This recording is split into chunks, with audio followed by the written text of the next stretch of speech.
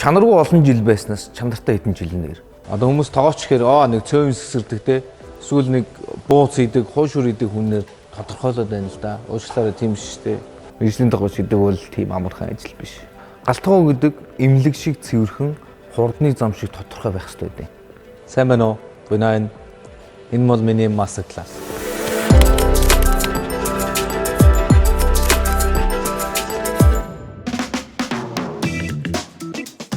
Сайн байна уу? Гүнэн Швейцар улсын мэргэжлийн тоогооч.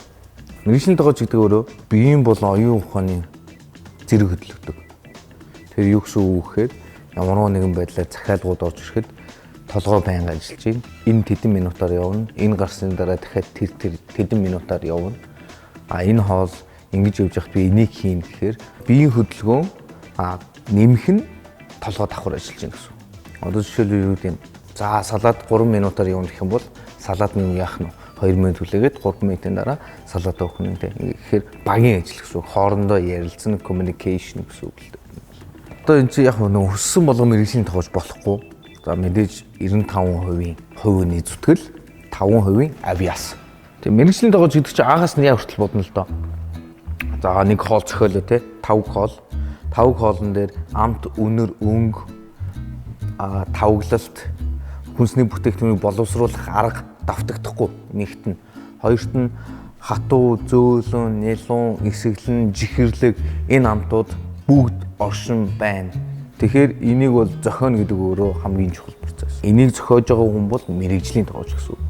Мэдээж нөгөө хүн тухайн улсын оршин буй газрынхаа цаг агаарын байдалтай дөрвөн улиралтай бол дөрвөн улиралт нь ямар хүнсний бүтээгдэхүүн гараад байна. Тэрэнд нь тааруулсан хүнсний бүтээгдэхүүнүүдээр нь боловсруулнаа л гэсэн үг байхгүй юу?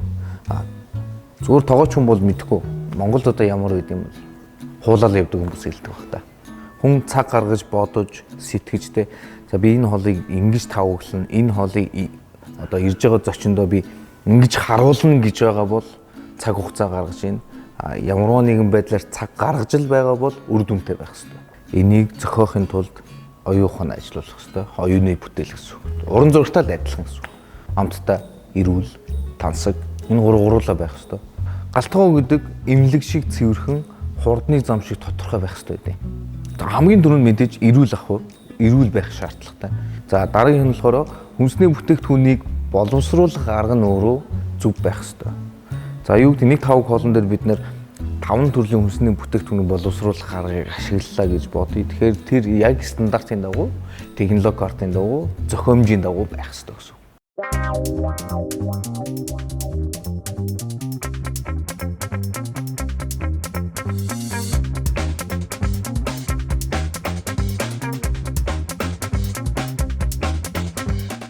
Одоо хүмүүс тоогооч гэхээр нэг цөөн сэсэрдэг те. Эсвэл нэг бууц идэг, хуушур идэг хүнээр тодорхойлоод байна л да. Уучлаарай тийм шүү дээ. Мэргэжлийн тоогооч гэдэг топ 10 мэргэжлийн нэг болсон шүү дээ дэлхийд. Топ 11 болсон шүү дээ. Тий.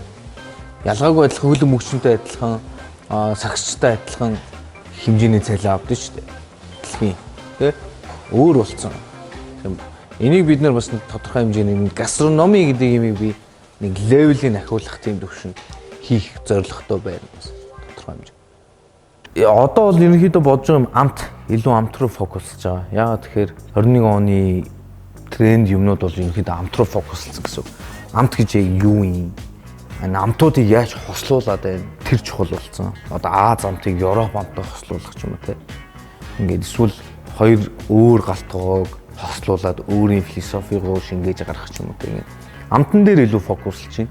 Тэгээ тэр амтыг мэдрээд хүн нэг тавган дээр бид нэртэй 5-аас 14-ийн амтыг гаргаж байна. Тэр хооронд нь хослуулна те. Амталж үзээд гоё. Тэр мэдрэмжүүд гоё. Үйлчлэгч яадаг вэ гэхээр яг эхний хоолгоор презентацийн гарсны дараа вау гэж харчаад дараагийнх нь процесс нь миний дараагийн захиалсан хоол юу байх болоо гэдэгт ямар презентацтэй намайг яаж одоо тэр одоо адреналиныг хөдлөх үү гэдэг тэр процессыг гаргах хэрэгтэй байхгүй. Нэг юм мэдчихэд сууж агаад одоо дараагийн миний үндсэн хоол ирэх чад юу ирэх бол яаж тавгсан бол ямар амтууд байгаа бол тэр бичсэн менюн дээрийг бичсэн бичгэлээр тархинд нь буухгүй байгаа шүү дээ нэрэж тэ. Амталж үзээгүй биш. Яг хэрчээд идээд үзэхэд яаж одоо миний тэр энэ шүлсний хүчлийг тэ яаж ялгаруулах уу гэдэг. Тэр рүү илүү фокуслж. Чанаргүй олон жил байснаас чанартай хэдэн жил нэр. Тэгэхээр яг мэрэгжлийн чадвартай хүний доор одоо хүнтэй хамт ч юм уу те ажиллах нь хамгийн чухал. Мэдээж хүн одоо юу гэдэг нь хүн өөрөө өөртөө өнгө жил хүнтэй илүү ойр илүү байдаг байх л та. Гэхдээ зорилго нь юу юм те? Тухайн хүний зорилготой бас нийлж гин үү? Нөгөө хэд олон жил биш богино хугацаанд би яаж юм сураад амжилтанд хүрэх вэ? Тэрийг үнэлүүлэх үү гэж чухал л та. Ер нь бол мэрэгжлийн дагууч гэдэг бол тийм амархан ажил биш. Хин дуртай нь хийгээд дэдэг ч ажил биш. Залуучуудыг боловсруулах хэрэгтэй шүү. Мэдлэгтэй болгох хэрэгтэй байна. Яагаад мэрэгжлийн тогооч гэдэг юмыг яагаад зөв хөгжүүлэх вэ? 21 хоногт тогооч болно гэж. Өөр гайхаад байгаа. 21 хоногт ямар тогооч юу сурах юм 21 хоног?